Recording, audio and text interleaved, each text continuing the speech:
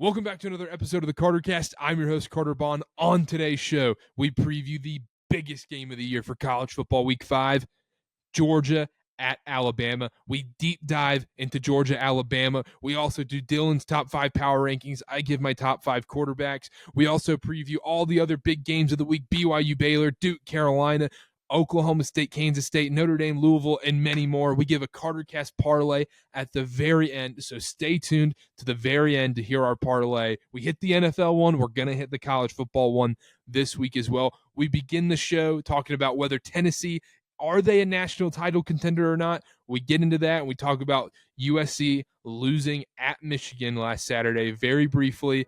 And then we preview the biggest game of the year, Georgia, Alabama. It's a great episode.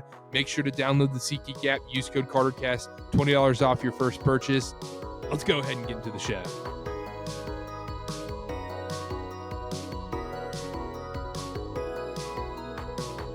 We're live. Dylan, Ben, we're live. We're brought to you by SeatGeek. Download the SeatGeek app. Use code KarterKAst, $20 off your first purchase. College football week 5 preview. Before we preview some games, get into some talking points real quick, I want to touch on from this previous weekend. We had Tennessee, Oklahoma. We had Michigan, USC. We had some other games as well, some bigger upsets like BYU and whatnot. Tennessee, Oklahoma this past weekend. Dylan, I'll start with you. Did it actually answer questions for you about either of these teams, or especially Tennessee? Yeah, so coming into this game, what I wanted to see was how Nico performed under pressure. After we recorded the preview last week, I kind of backtracked on what I said about Tennessee, and I thought Oklahoma's defensive front was going to keep this closer than what we had originally thought, and that was like half right. Nico had those 2 fumbles, but at the same time, I have a hard time holding that against Nico when, they were out their 2 starting tackles. And we know that this Oklahoma defensive line is really good. I wanted to see from Nico that he could make the plays when it mattered. Heupel did not give him the opportunity to do that. Mm-hmm. It was very different than what we'd seen from Heupel all year. And he later said in a press conference, like, hey, we were missing our 2 starting tackles. Normally we do, put our pedal to the metal and put our foot on the gas. But in this situation, there was really no point to do that. And we saw Nico only had 21 pass attempts. Now, no interceptions, which is great. And he had that awesome 60-yard touchdown pass down the field. And that's really all Tennessee needed. So in terms of answering the questions about Nico, I was impressed that he did not turn over the ball in the air. I think the fumbles, maybe you could chalk it up to a lack of pocket presence, but it's not an issue or a concern of mine. The biggest takeaway I take from the team, this Tennessee defense is unlike anything we've seen before. And sure, you could say that the Oklahoma offense isn't that bad. Jackson Arnold ends up getting benched, but we saw a Tennessee team that didn't have to air it out. Heupel managed the game, and that is something that we haven't seen Tennessee do before. We think of their big wins 2 years ago against Alabama. It was bombard them, just score. And this was completely different than what we've seen from Tennessee. And I still think we have a little bit of that 2021 Tennessee in them to where they can do that. This just goes to prove Tennessee is a much more well-rounded team than they have been in years past. This is a national title team. I don't say that lightly. This is a team that is versatile, and they're no longer just the Tennessee explosive offense of the past. That defense, guys, it was swarming. The defense is great, but also I think they've also got – I don't know if they've played a good team yet. And that is something – I mean, that will solve itself, right? They have Alabama and they have Georgia. But to this point, I don't know what you guys were looking for from this game. For me, I wanted to see that Nico would take care of the ball. I don't really discredit that with the fumbles. I think that's just, learning curve. The defensive line is awesome over in Oklahoma, and they were out there Tennessee was out there 2 starting tackles. And Tennessee's defense, it stepped up big. And I understand 2021 Tennessee defense against this Oklahoma team does not perform as well as this Tennessee team did Saturday. I think that's a step in the right direction. Yeah, it does. I mean, I don't want to, and I also don't want that comment to seem like I'm crapping on Tennessee. Yeah. I think it's more of an indictment on NC State and Oklahoma, because I never believed in Oklahoma this season, and we saw Saturday why I didn't believe in them. We saw against Houston why I didn't believe in this Oklahoma team. I think they are complete phonies. They are fake. They're going to beat the teams that are better than them, and they're going to get maybe one upset a year, and that's the Red River rivalry. That is the hardest thing to say in sports. Red River rivalry. Yeah, I know. It's so hard. Yeah. It's brutal. Ben, thoughts on the Tennessee this year? Are they a national title contender? I think they definitely are because, I mean, say what we want about Oklahoma, they're not bad. No, bad. They're a 7-5 team. 6-6. Yes. That's my point, though. Like, I guess, like, against this defense, I saw a Tennessee team that has this great defense and has the potential for the elite offense, but was like, you know what? We don't have to. Yeah. We don't have to do that today.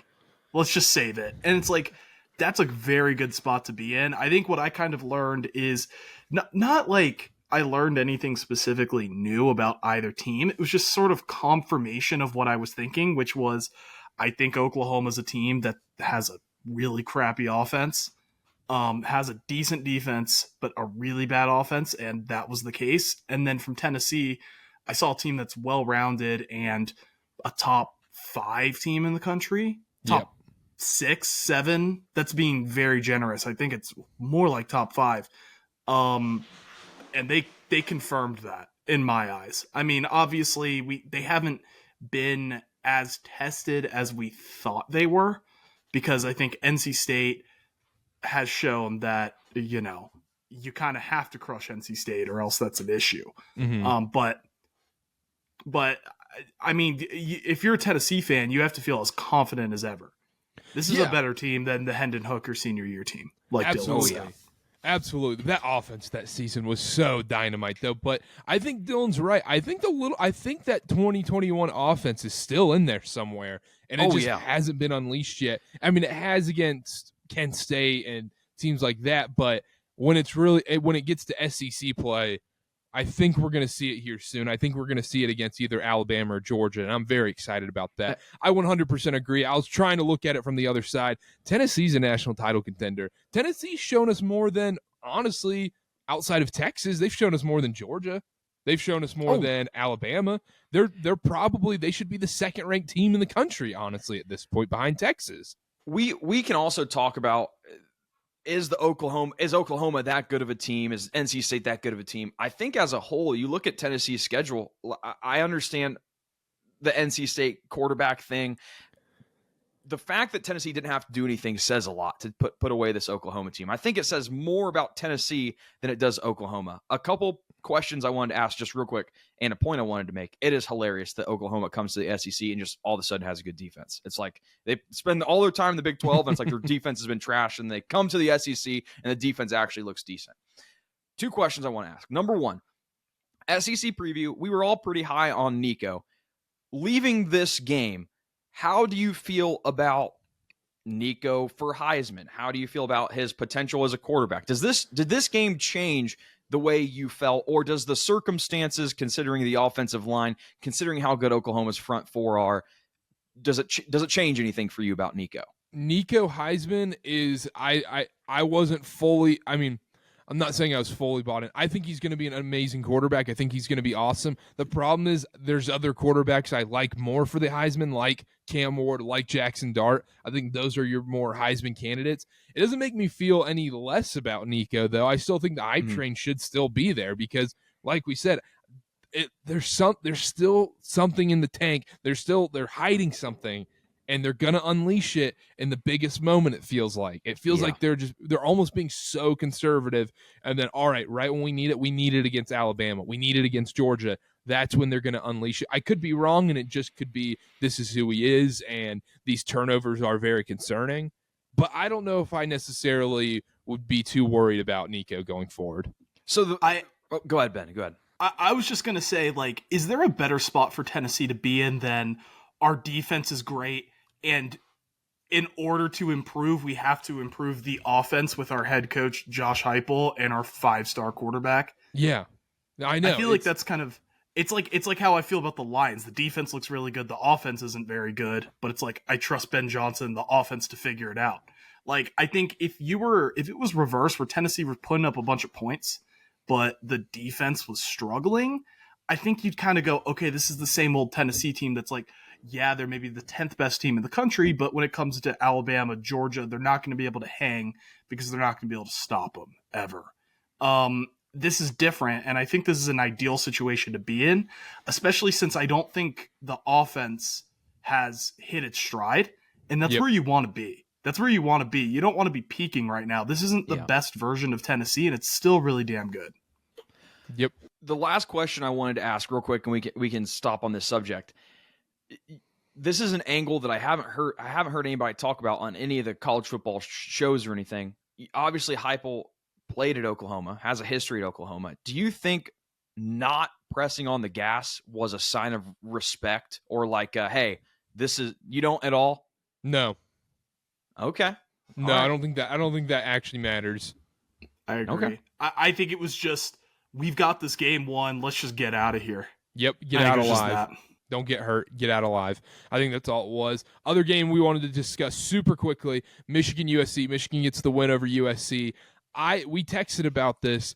I think this Michigan USC game was honestly more of an indictment on LSU, because we went into this game thinking, oh, well, USC got that big win over LSU. Like, this team's for real. This team's no joke. I'll tell you what, man. LSU stinks. Yeah. And that I understand we don't want to spend too much time on this. I would love to point out Michigan now 1-0 with a ranked win with Alex Orji as the starting quarterback. We saw USC, we talked about how the defense got better and how their tackling's gotten better. But then just all of a sudden in that fourth quarter, USC's tackling just regressed back to what it was last year. It was they couldn't get anybody down. And like, I mean, I understand we didn't have to throw the ball. Michigan didn't have to pass. I understand. I agree with you. This is a huge indictment on LSU. The big loser of that day was not USC. It was LSU. Mm-hmm.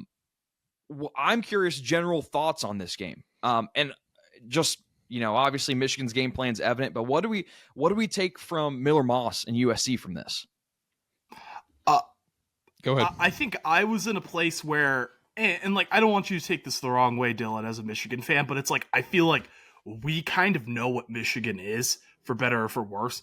They are a solid team that's really tough, that although the defense hasn't performed up to what we expected, given its talent, is still a really good defense, and isn't going to be very successful passing the ball or in a position, and they're just going to run it on you, even though the offensive line isn't as good as we thought, even though Donovan Edwards isn't as good as we thought, even though there's just like a better running back on the team in Mullings.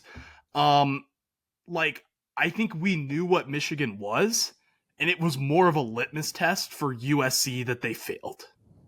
Mm-hmm. It was like, okay, we know what Michigan is. Like, this is a beatable Michigan team. If you're USC, this is the opportunity to beat, with a new defensive coordinator in Lynn, with like 6 new starters from the transfer portal on defense. It was like, this is the opportunity for Lane Kiffin and USC to prove, like, we're not the pretty Hollywood team that has all this cool passing concepts and like, oh, how cute.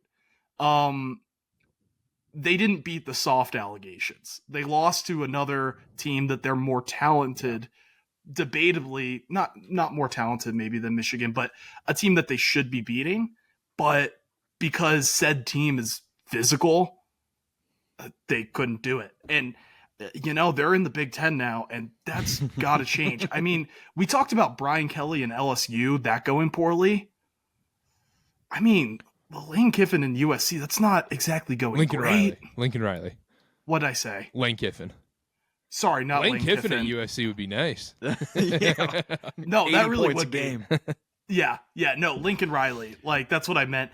That's not that's not sunshine and rainbows either right now. It's LA. It's not too bad. And it is crazy because you guys remember when he got that contract, like that was like the number one news story for like 2 days in sports was how insane Lincoln Riley's contract was because they bought him like 2 houses, a private jet. They bought him a private jet to be the head coach of USC, giving him $1 gazillion a year. At some point, you got to win these games against the teams that are more physical than you, and they just can't. All of his teams ever, it comes down to him. It's not a thing where it's this team, it's that team. Oh no, well that team could have done it. No, every single one of his teams, dating back to the Oklahoma years, the problem is they're too soft. They're too soft. And it's not even an Alex Grinch problem at this point. I think that eventually changes with the defense. I think you can recruit better, but man, it's got to change fast now that you're in the Big Ten. But it's not like they don't have highly regarded defensive players. Yeah. You know what I mean? Like, they've got guys like Bear Alexander, who's like this 5-star transfer out of Georgia. Like they've got guys. I agree that maybe it's not like top 10 in terms of defense guys, but it's like if you're a USC fan, like one of the 10 USC fans, like you're having to, like, I think you're sweating this out because it's like, this is the guy. This needs to be the guy. Like, there is no more LA flashy coach than Lincoln Riley. Like except Lane Kiffin. I said Lane Kiffin. Maybe that's the answer. But like, I feel like Lincoln Riley just fits USC so well. So it's like, it's not just, okay, well, like this isn't working, we need to get someone else. It's like, you just really need to make this work somehow. Yeah. But I don't know where this problem, like, obviously it comes from Lincoln Riley to some extent because these problems existed at Oklahoma too, but like, I don't know, what do you do about it? Mm-hmm. Like, I don't know. And that's what Lincoln Riley has to figure out. Yeah. Can I put a bow on this? Yeah, I was about to say. Trust tree. No one else listening. Cut this from the episode. I got more excited for this game than I did the national championship. I got more excited when Mullings was driving down on that last drive with that big old run than I did at any point in the national championship game. I think as a sports fan, at least for me, I like being the underdog more in winning more than being the favorite in winning a national championship. That's the dumbest. No, Winning the national championship. If we would have beat Texas as a 7.5 point underdog, when you're down and you have an explosive play, time ticking on the clock, last drive of the game, I could not tell you. Oh, I could tell you the last time I got that excited. 2021 when we beat Ohio State as 10-point underdogs or 7-point underdogs or whatever it was. There is something about rooting for the team that's the underdog and coming out on top. Yeah. Because it's more so it's kind of loser talk because you're scared because if you're the underdog there's no pressure on you. Then you're like, oh, we lost, we were the underdog, we were supposed to lose. Ironic loser talk coming from the Panthers fan, just saying. But that's what I'm saying. It's being I should know. It's loser the fact talk. that everybody's counting you out. No one thought Michigan was winning this game other than Connor and I. Let's just keep that in mind. Other than Connor and I, no one thought Michigan was winning this game. And then, you know what? Count us out. It's that dog. You love the dog, Karter. How can you not buy into the dog mentality? I love it. It's better than winning a national championship when you're a 3-point favorite. Ugh. Winning as a touchdown underdog, we're 10-1 to Ohio State right now. If we beat them, I will streak naked in my HOA. It will be the end of Abby and I's lives at this house because we'll get kicked out. And you can't tell me that's a lame take or a loser mentality. That is awesome. That winning as an underdog is better than winning the national title? No, that is a lame take. Yeah. Winning the national title is the whole reason you do this. But that's fair, but when you have, I guess, no expectations and people are counting you out, and you're like, oh, you know what? You're wrong. And then it also helps that the build up beforehand, everybody's like, oh, there's no way you win. And then you end up winning. Your face. I think you like being able to say, I'm right, you're wrong, more than you like Michigan football. Ooh. I don't know. It depends. I would beating Ohio State's number one. The Eagles' victory lap was pretty sweet. Yeah, exactly. You like that more than Michigan football. Yeah, jury's out on that one. That was a great point, Carter. You might be right. You might be right there. Oh my goodness. We'll get into game previews in a minute. I can't wait to preview Wagner versus FAU. That's going to be a great game. 27 FAU minus 27.5. And we've got the Old Dominion Bowl. Bowling Green. Just an elite Saturday. UT Martin at Kennesaw State. What a game that's going to be. Can Johnson do it at quarterback? I don't even know if Johnson's actually a quarterback. Just gonna keep going. FAU, that's a generic name. FAU Wagner. We've got AJ and Big Justice there. Oh, yes, it's the FA. I forgot it was the Costco guys game. No wonder it's a 27 I totally forgot about that, Ben. So that's the kind of when we're texting and we're like, "What are the talking points?" That needs to be brought up. How did I forget about that? How is this not an automatic overs game? Well, they're going to be eating chicken bakes and double chunk chocolate cookies. They're going to be slow, but it's going to be a boom. It is going to be a boom. They're bringing the boom. They're going to give FAU a boom. How is this not going over? Wait a second. Isn't bringing the boom good for the defense? Like the defense brings the boom? No, I think doom would be the defense. Because then it's a bad game. The offense is bad. Yeah, the offense is the doom. Bad, I guess it depends what unit you're talking about. This is elite analysis. This is what separates you from. This is what separates separates the men from the boys. Intro. You know, this is what separates AJ and Big Justice. You know, this is why you pay us the big bucks. No, Dylan, power rankings, top 5. We're doing it. We're doing it again. Yeah, weekly segment. Disclaimer, very boring. Not much has changed. I have Oregon still at 1. Bye last week. Nothing's changed. Texas at 2. They beat ULM, Louisiana Monroe, I believe. Yeah, General Booty. General Booty, all-time name. Number 3, this is where we get a little bit of a switch up. I have Tennessee. I have Tennessee at 3 now. I loved what I saw from them against Oklahoma. They finally have a defense. Their offense, they have it. For some reason, Heupel didn't show it. Love what I saw from Tennessee. But that could change this week because my 4 and 5, number 4, I have Georgia. Number 5, I have Alabama, who face off. Real quick, at large, first 4 out, 6, Michigan, 1-0, ranked win. Ole Miss, 7, Miami, 8, Penn State, 9. Wait, Boston College dropped that much? I did not like what I saw. It's a red bandana game. You got to win by like 40. No, they got it done, nitty gritty. They got it done, but I didn't like what I saw. I didn't like what I saw either because I wanted points in that game, and I didn't like not seeing points on my screen. Yeah, too many interceptions in the end zone at the end of the game for Boston College. Yeah, all right, pretty boring power rankings, but yeah, nothing's changed. But next week, you'll bring the boom. Yeah, I got the Costco guys. I have a confession. I think the Costco guys live rent free in my head. Is that good or bad? Do you like them? I love them. I love them too. Yeah. Yeah. I was going to say, I feel like they're kind of fading away. And as they're fading away, like, I'm now just kind of getting in. Oh. Like, it was kind of, like, peaked. And I was kind of like, what is this? This is just kind of cringy. And then, like, one day, like, as people are starting to get off it, I was like, I'm a massive fan of this all of a sudden. It's wholesome content. Why. I don't know what it is. I think it's just pure brain rot, and I'm just attracted to brain rot now, and I just listen and consume content that just makes me dumber by the day. But, I don't know. Maybe that's just me. That's not – Costco guys they're not brain rot. Brain rot's like Skivity Toilet, the Rizzler, Turkish Quandale Dingle. You literally said the Rizzler. Well – sorry, I didn't mean to say that. I didn't mean to say the Rizzler. But Turkish Quandale Dingle, you know, mewing. Dylan, you're too much in the TikTok world, bro. I have a 15-year-old cousin, and every time I go home and I see him at like family events, I say, "Hey, you need to give me the rundown so I can stay hip." I've had older cousins before, and when they don't know what's going on in the social media world or what's going on at school, they're lame. I'm not going to be the lame older cousin. Sorry about it. You're gonna be dancing to Tate McRae. I'm a big Tate. He said Tate McRae has not quite reached the middle school age yet, which is absolutely surprising. But there's something I was going to say. Oh, I'm a Sigma, right? I got to maintain Sigma status and keep up with what's going on in the middle school world. So I get my updates just about weekly.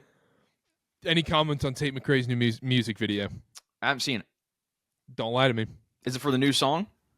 You've been on Twitter. Don't lie to me. You're the number one Tate McRae fan of this podcast. No one else cares. You think I beat Tate Connor? McRae. I don't know. It's kind of weird you guys like Tate McRae, I'll be honest. I don't know why. Tate McRae, Olivia Rodrigo, love the girl punk pop music. Why? But 21 Pilots is number one. Why don't you listen to some Jason Aldean? I mean, try that in a small town. Yeah, that racist piece of crap. Yeah, okay. Try that in. Oh, no, I'm not going to do the auto-tune. I'm just kidding. He's not racist. I'm just speaking of racist pieces of crap. Georgia, Alabama game. Hold up. I still have top five. I have top five quarter. Man, that would have been a perfect transition. But let me do top five quarterbacks real quick. I have no changes. Cam Ward 1, Dart 2, Beck 3, Ewers 4, Shedeur 5. No changes there. I'm going to keep it that way. This week we might be having some changes, seeing how Carson Beck does. Quentin Ewers might get kicked out since he won't play the rest of the year probably. Quentin Ewers is going to be out way more games than people believe. Can you go through that top five a little bit slower? Cam Ward 1, okay. 1. Jackson Dart 2, Carson Beck 3, Quinn Ewers 4, Shedeur Sanders 5. Can you give me a % chance of Milroe hopping into these ratings after this week? After this week, he'd have to have an unreal game. Really? Unreal game. Unreal. I don't know, 25? Jeez, you're a hater. No, I'm not a hater. No, you're a hater. The best dual threat quarterback in the league. Well, if you think about it, like that's like 50% of 50 because there's like probably a 50% chance. This is like a coin flip game, and it's like if Alabama wins, there's like a 50% chance in Carter's mind that it's because Milroe was dominant. Like I don't think like 25 sounds low, but like when you like get in the weeds of this, it makes sense to me. Yeah, because if Milroe comes in and dominates in this game, he's going to get put in. But like Ben put it perfectly, so I don't need to repeat what Ben said. That was a perfect way to put it. Georgia, Alabama. Here we go. We've got Georgia -2.5, night game in Tuscaloosa.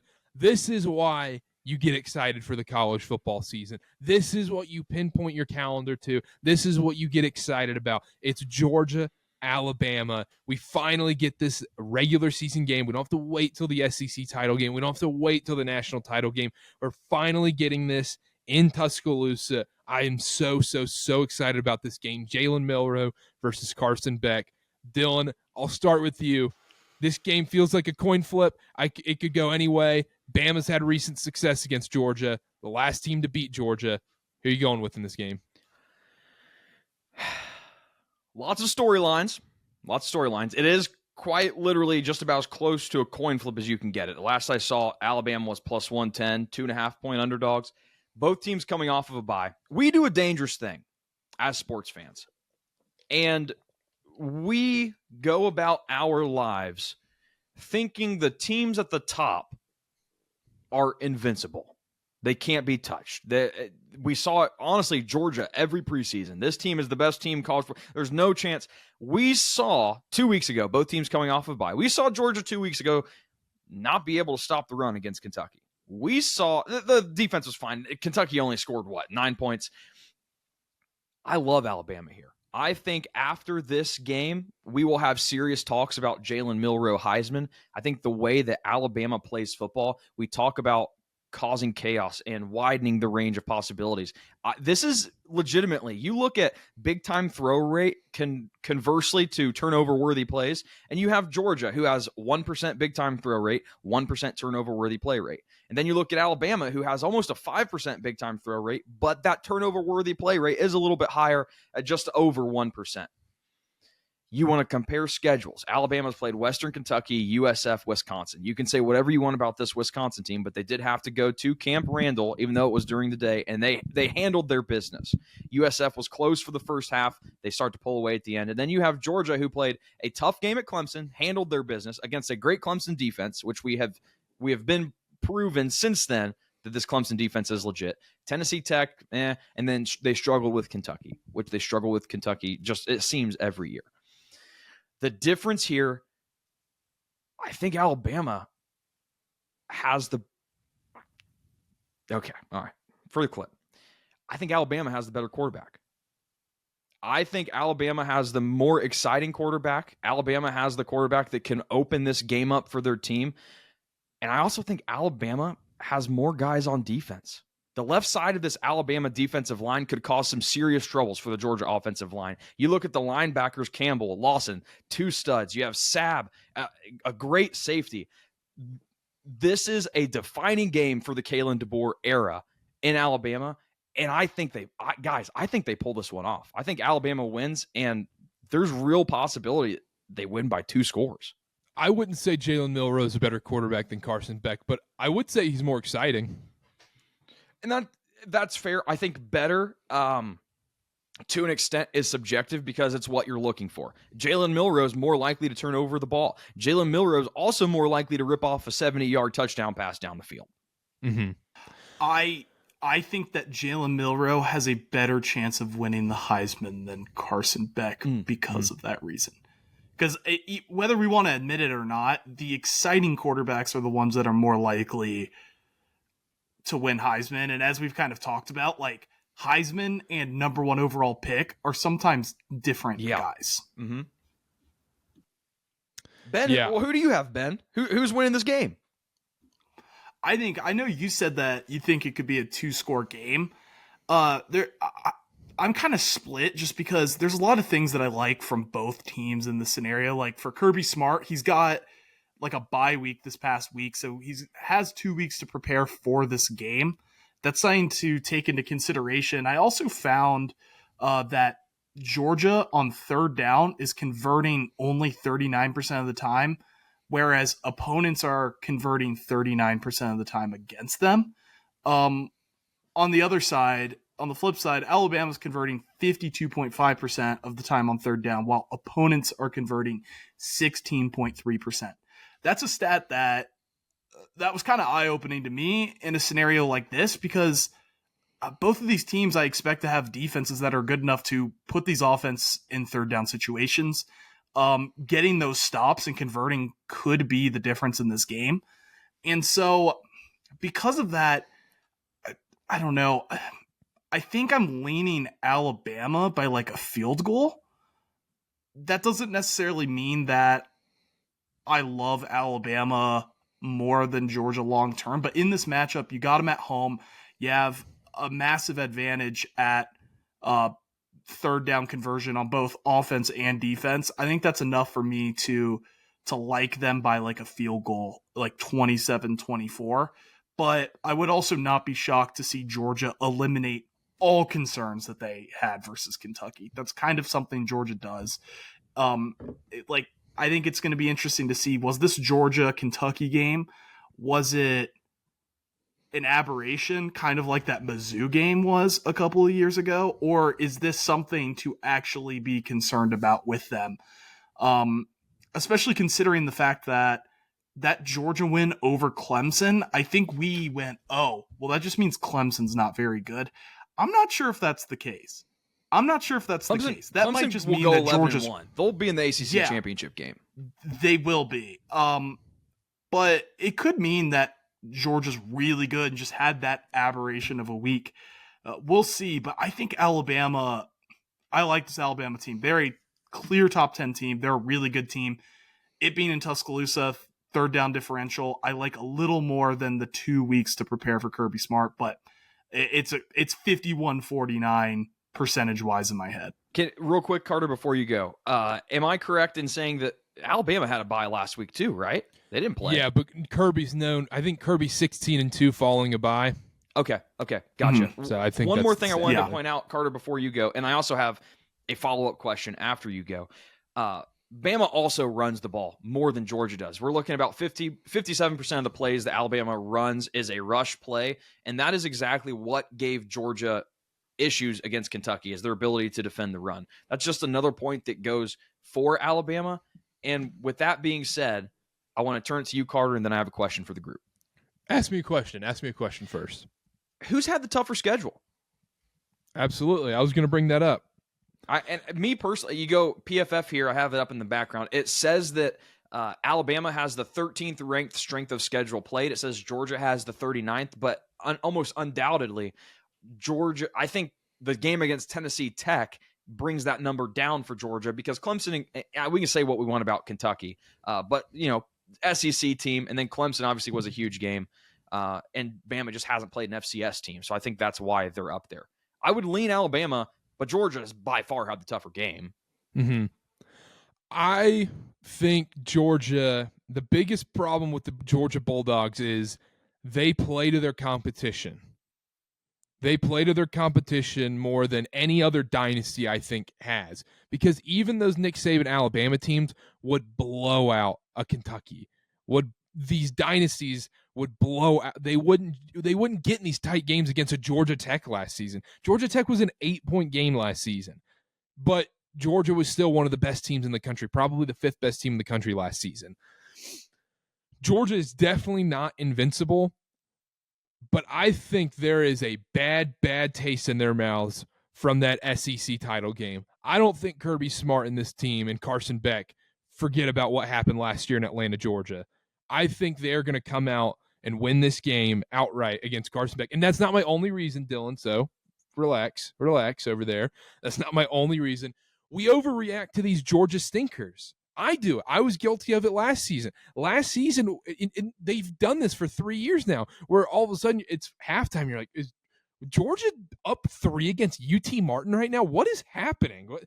They do this against these teams that they overlook these teams. But typically when it comes to these big-time games, when they play the Tennessees, the Ole Misses, they come out and dominate typically. Now you can say, well, they lost to Alabama last year, so you can't say that. I understand that. This isn't Georgia's going to win by 10 prediction. This is Georgia wins by a field goal at the very end. This is going to be a tight game. I'm very excited about it.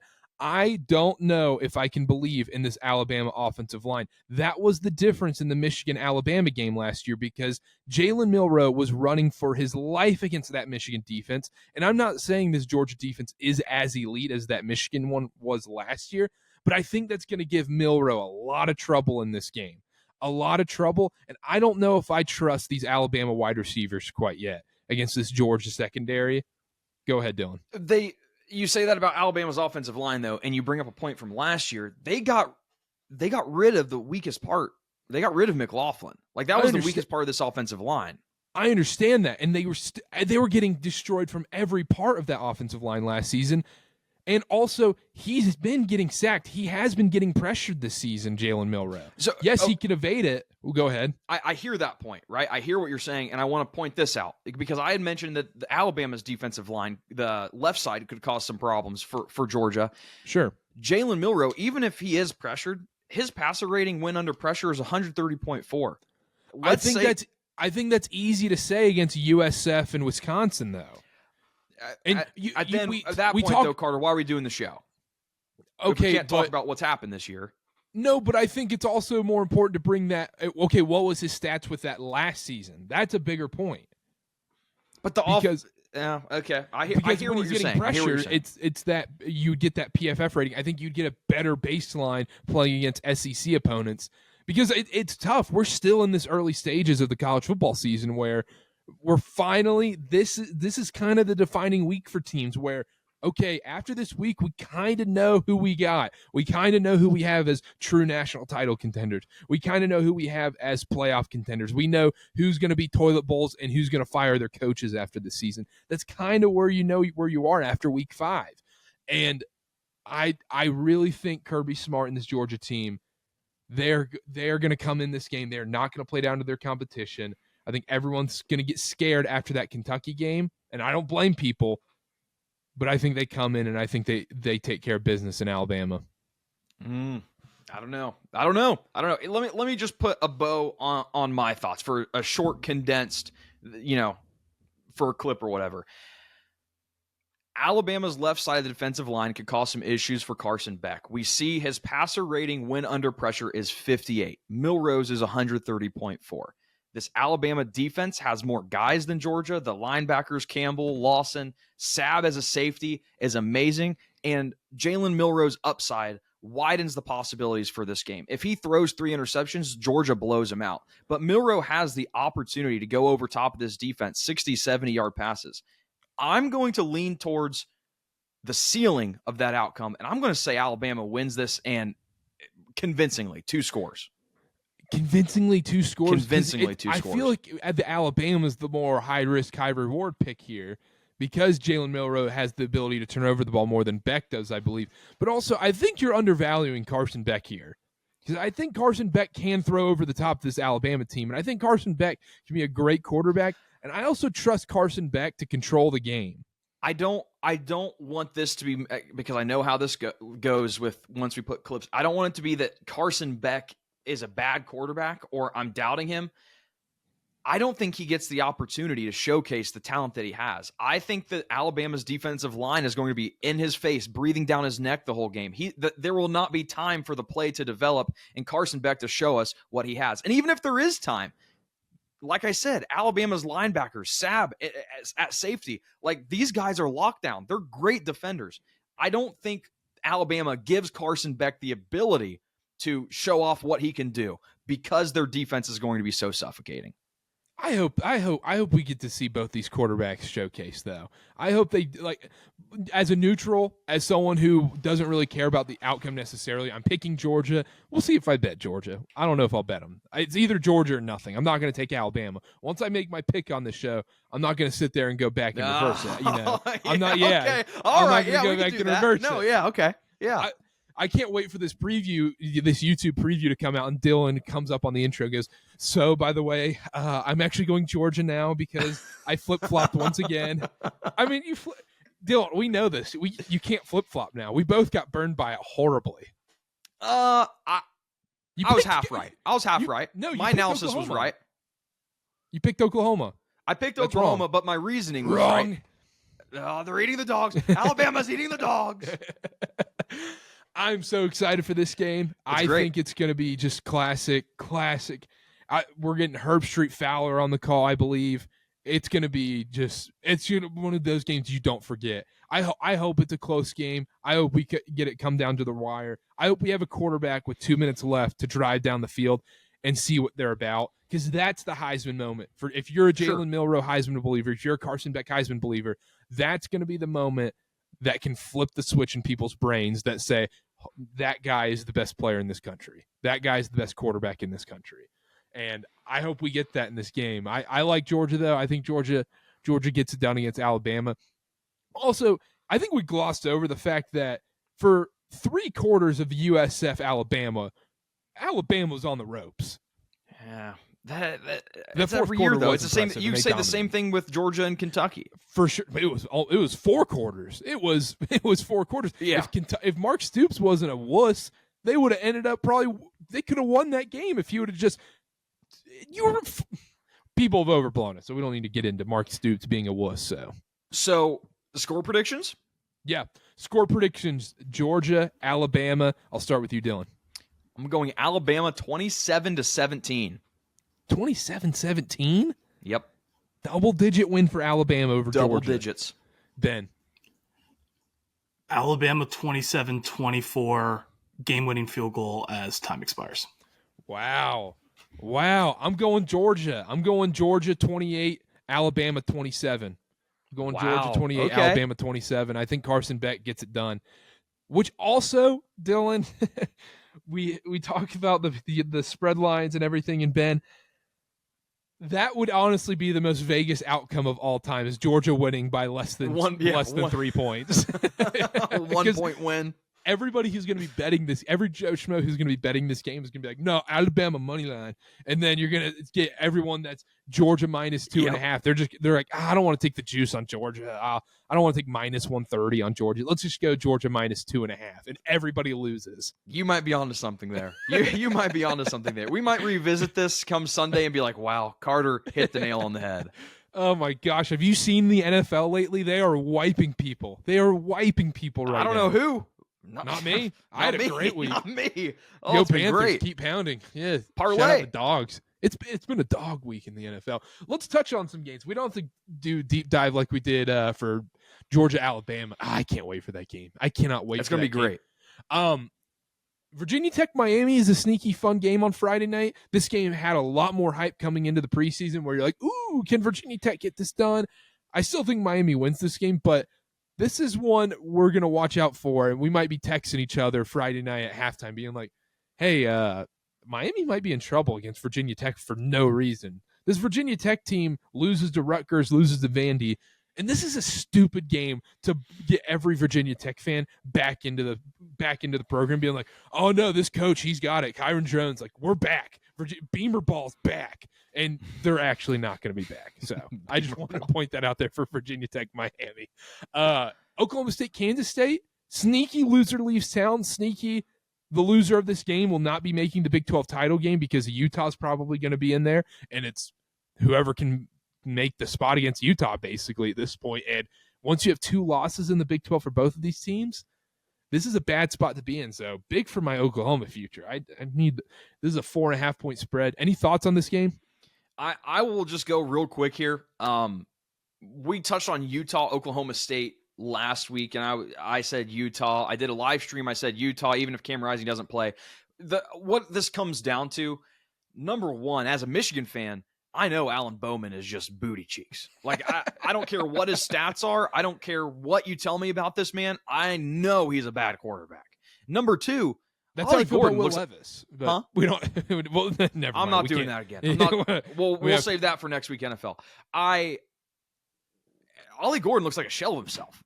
Like, yeah, I don't know what happened. At some point, we have to stop making offensive line excuse. I mean, it's just, and maybe it's because they're throwing 8 in the box and forcing Alan Bowman to throw. But Ollie Gordon has not looked, and this guy won Doak Walker last year, and he has not looked good this year. And this guy, it's not like they've played against world beater defenses. They played against Tulsa. They played against South Dakota State. They played against Arkansas. These aren't crazy defenses. And even Utah State had success on the ground against Utah, and he was getting destroyed in that game. Yeah. The point I want to make about Utah real quick, this is a little bit of inside Utah football, but the issue with Utah football right now is if you're a Utah football fan, why you want Isaac Wilson going forward. You want the guy. Quit having Cam Rising stringing you along. He's like that girlfriend. He's like that girl that's never actually going to date you. And he's just stringing you along with these injuries, and he's stealing NIL money from you. And he's just using you at this point. He's using you at this point. If you're a Utah fan, just make you want Isaac Wilson to be the guy and take over the reins going forward, because he's proven he's able to do it on the road, and he's only going to get better from here. And Cam Rising, these fake injury stuff, it's getting old. I don't want to hear about Cam Rising's injuries anymore. I don't want to hear it. Can I go counterpoint? Yep. Counterpoint. Is this Whittingham masterclass making teams prepare for 2 quarterbacks every week? I mean, sure, you can say that, but also I think I think this is just more of an indictment on what Cam Rising's doing to this program. I mean, he is just stealing NIL money year in and year out, and they're going to talk about this in future textbooks and future NIL deals. It's going to be the Cam Rising non-guaranteed contract. He is going to be the reason why there are non-guaranteed contracts or NIL money in college football, because this is insane. This guy has played 6 quarters in 2 years. That's not okay to steal that much money from boosters. This could be like one of the graphics where you tweet out from KarterKAst. It's just a picture of Cam Rising and then a picture of Deshaun Watson. And it's like, can you guess what these 2 guys have in common? Death of the guaranteed contract. Death of the guaranteed contract. Yeah, I wouldn't do that, because I think people would be like, wait, do they know something about Cam Rising that we don't? It seems pretty obvious too from like Utah's side. Like they're not making it like it's not discreet. They're being like, this guy can play. He's just choosing not to. Like, and that's not getting leaked unless the coaching staff and people are like just pissed off and fed up. I mean, it seems like they finally got to that point. They're telling beat reporters in Salt Lake City that he's ready to play, but he's just not comfortable playing yet. The velocity off his hand isn't quite where he wants it. It's weird stuff coming out of this. Like, I don't understand it, but we'll see. But regardless, I think Isaac Wilson's, I think he struggles right now. I don't think he's that good of a quarterback yet. Year 2, year 3, Isaac Wilson, this kid's going to be a stud, and I think he'll be better than Zach Wilson in college. So Speaking of Zach Wilson, BYU's on the road in Waco. This BYU team is a ranked team somehow. They're 4-0. They mollywopped Kansas State. That was a phenomenal game. Baylor's a 3.5-point favorite in this game. And ladies and gentlemen, it brings me no joy to say this. Baylor is 1,000% the play in this game because Baylor absolutely ripped the hearts out of us on Saturday night, Dylan, against Colorado with that Hail Mary. I don't know how teams have not stopped Hail Marys. Did you bet on Baylor? I had Baylor. Oh, I didn't know that. See, I didn't end up betting them. I have Baylor over 5.5 wins, and that was one I was hoping we could get across. Yeah, I had Baylor. I had Baylor straight up. It was bad. Last leg of a parlay. Oh, I didn't know. Oh, Baylor minus 3.5 in this game is the play because two things real quick. One, whenever BYU has this early season hype train, this is the perfect letdown spot. It's an 11 a.m. kickoff in Waco, Texas, on the road. It's going to be hot. It's going to be a big-time letdown spot for BYU. And also, BYU's been sneaky, just getting bailed out by their defense, getting major turnovers and swinging games. I don't think that's a sustainable thing going forward. And also, 100% of the time, I'm going to take an unranked home favorite against a ranked team. I will take it 100% of the time. You will win that 80% of the time at least, and I will take it every single time. It brings me no joy, but Baylor minus 3.5 is the play here, Ben. Yeah, I want to piggyback off that and say that if BYU wins this game, I feel like that would make me more confident in BYU than Saturday night against the Kansas State game. Yeah, absolutely. What I think I need to see before I'm like, of course, beating Kansas State 38-9 made me farther in on BYU than I was before. But I think excuse me. I think what I kind of need to see before I fully buy in is being able to overcome that letdown spot, but also being able to see that there's some sort of way that the offense can get things going without the defense needing to put it in favorable spots, like you talked about. So if they found something specifically with the run game, they were running the ball well. Was that a product of BYU just beating down Kansas State and Kansas State was just done at that point? They're like, well, this is over. This was a weird game and it's over and we're just kind of letting up now. Or did they finally like legitimately find a run game? Because if they found a run game there, I think whatever questions you have about Jake Retzlaff, like I feel like that kind of goes away. If they've got the run game, if they've got the defense, and Retzlaff is just like, hey, just don't screw up too bad. Like I think you're in a really good spot if you're BYU, but it sounds greedy, but I just need to see a little more before I'm fully upon this hype train. Yeah. I've got 1 foot on. Like I'm at the station. The train's about to leave. I'm about to hop on, but like I'm not on yet. We don't need to get into the code analogy. Dylan, let me ask you something. Ask me.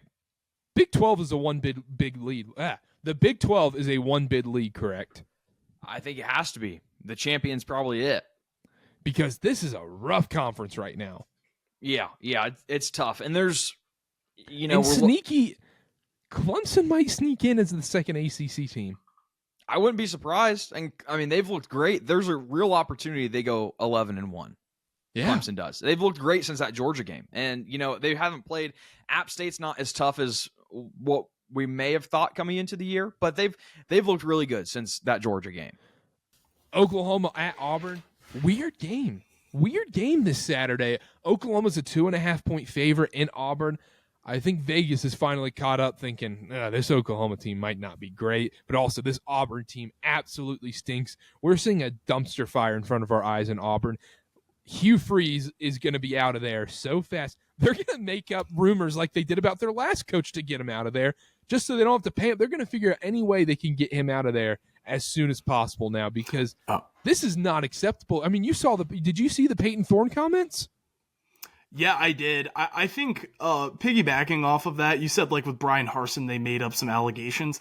I think it would be wise for Auburn fans to make up allegations that their coach is hiring strippers, prostitutes, or strippers, unprecedented, or whatever. Like I think if you, I think that is a good claim to make against Hugh Freeze for, yeah. But I just like he's just someone who. Did you see the Bo Wallace tweet?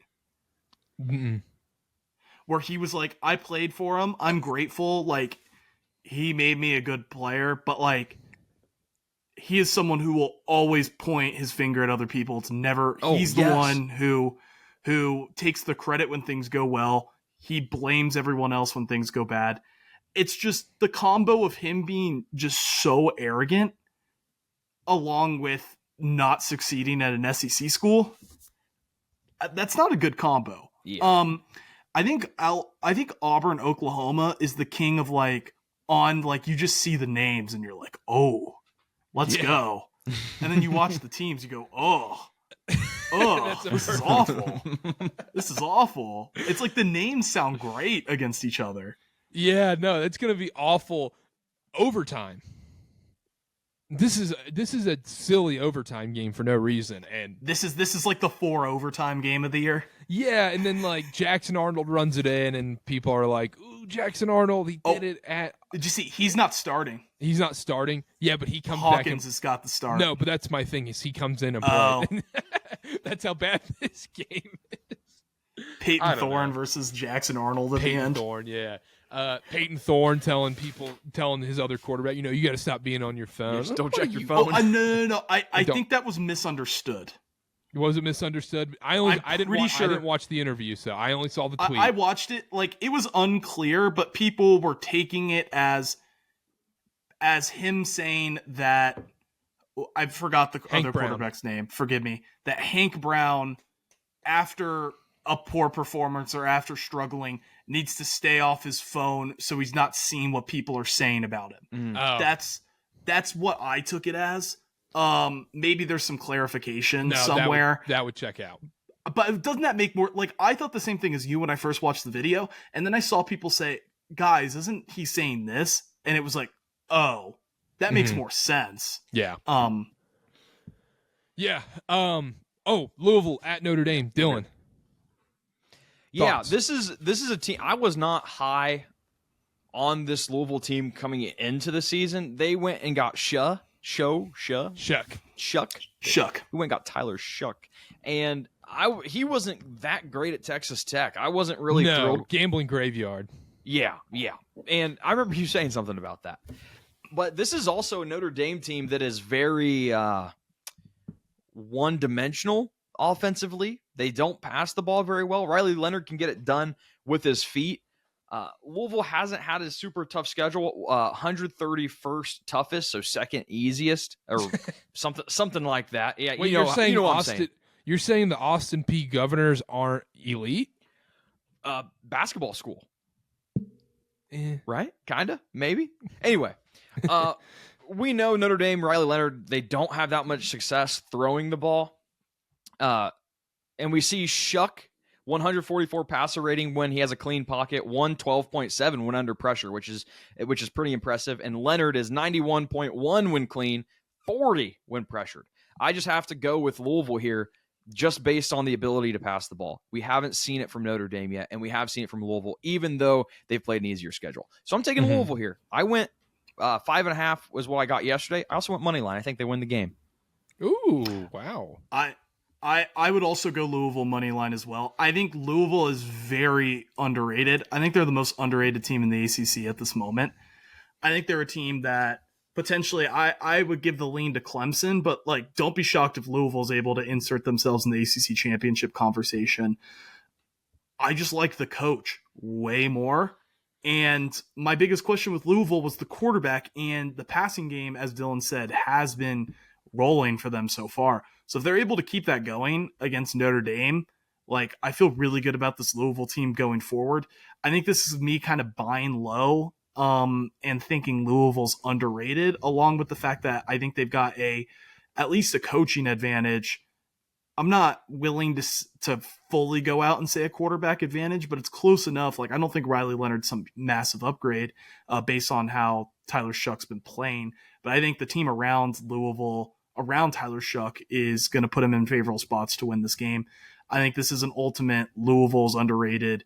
They show that they're very much in that Clemson, Miami discussion. I think Miami's, of course, above those two other teams, but I think Louisville's in that conversation with Clemson as an ACC championship contender.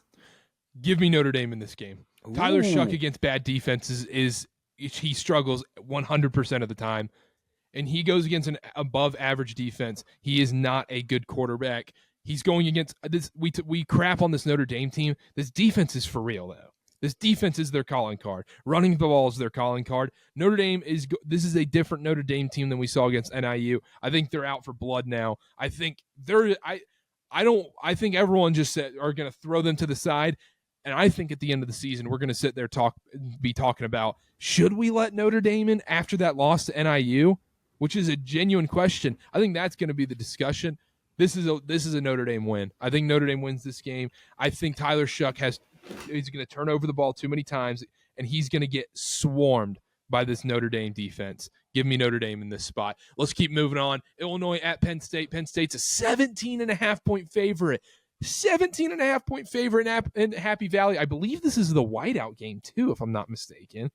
Illinois gets the win in overtime at Nebraska. The Nebraska hype train falls apart. Dylan, is 17.5 too high? It's not enough, if we're being completely honest. This Illinois team has been great to start the year. I'm going to start off my brother Jagan, Illinois fan. Apologies if you're watching this. Penn State is just miles the better team here. And, Illinois has had some fun upsets. Nebraska, obviously. Nebraska just finds ways to lose those games in overtime. 8 straight games, overtime games, without scoring a point for Nebraska. Yikes. I want to point out, I think the last time Penn State and Illinois met, that was like the 12 overtime game where Illinois actually ended up winning. But Drew Aller just looks a lot better than he did last year. His passer rating under pressure just absolutely clears Altmaier's. This is just Penn State all the way. Illinois' pass blocking unit is really bad. Penn State's defensive line is going to have a heyday. I think this is going to be a wake-up call for Illinois, and then they will probably win out up until Michigan, and that'll be a 2-1 loss games. 2-1 loss teams facing off. But, Penn State all the way here. Penn State by 17.5 all here. The way. Ben, quickly, your thoughts. I think Penn State definitely wins this game. That number, though, I feel like I'm getting tricked and I'm falling for it. Of thinking Illinois, I could see Illinois losing this game 34-17. I kind of struggle. I kind of struggle to see Penn State, though. I struggle to see a blowout here, or at least, actually, no, I don't. But I don't trust Penn State to blow them out. Just Penn State, I feel like they're kind of all over the place. They had a Maction game that was way too close. If there's one coach, though, that's known for beating the middle of the road Big Ten teams, that being cognizant of maybe some extracurricular activities involving the game and not letting up when maybe that extracurricular activity is on the line. James Franklin likes to cover football games. I think that Penn State could keep their foot on the gas just for the sake of that, because we've seen it from James Franklin before. Yeah, no, he didn't let Kent State get 3 points. Yeah, that's fair enough. Loser. And the last thing I want to touch in that game, absolutely no. I think Penn State just wins in a gross one that I don't want to watch, where it's 27-7. 27-7 just feels right for me in that game. Did I give a score? I gave a score prediction for Georgia, Alabama. Just wanted to make sure. Real quick, last game. We don't have to talk about this one. Just Duke, Carolina. Duke's 4-0 for somehow, some way, and Carolina just had the funniest loss of the season, giving up 70 points to James Madison. Carolina's going to beat Duke, in my opinion. I have no opinion. I'm going to side with Connor because he's been pro Dylan this year, so I'm going Carolina. I'm going Carolina. This is an obvious bounce back situation, especially when they're playing a team that's not good. And Mac Brown fake retires. This is on par. Carolina's going to win this game. And also, this Duke team has not played anybody. I think they might have the 130th ranked FBS schedule this year. But let's get out of here with the parlay, Dylan. Let's go. I forget who they're playing, but Western Michigan. That's what I have down. Western Michigan +5, +4. We'll get stats department on that one. Ben. 1 second. You go ahead, Karter. All right. I'll look it up, Karter. I'll look it up, Karter. You can see how clean this parlay is. It's 3.5 against Marshall, Dylan. Give it to me. 3.5? Yep, I would go money line if you'd let me. You want to go money line? Let's go money line. All right, let's go Western Michigan money line. I'm going Carolina money line. Okay, I'm going South Alabama plus 21.5. I love one that Dylan gave, and I love that. I love that. And then Connor's pick, Arkansas A&M over 51.5. I thought he was. I love Arkansas as a side. I thought he was. Oh crap. Okay. All right. Yeah, you don't like the over though. No, I don't. But when people give a parlay pick, you take what they give. So I am going to take that. Yep, you absolutely do. You don't take Kent State unders. Nope, absolutely not. What they give, unless of course it's revenge. But that's Yeah, we're even. And then you win the next good. NFL parlay because you shake the curse. But yeah, we're good. We're chilling now. We're even. Yeah, we're even now. Yeah, we got the good juju back. We're good. We won the NFL parlay, so tune into that show next week. Yes. Or tomorrow. Tomorrow. So you're listening to this Tuesday night, Wednesday. Tomorrow, you're going to have an NFL preview to listen to as well. Make sure to subscribe. Make sure to rate, review, wherever you're listening.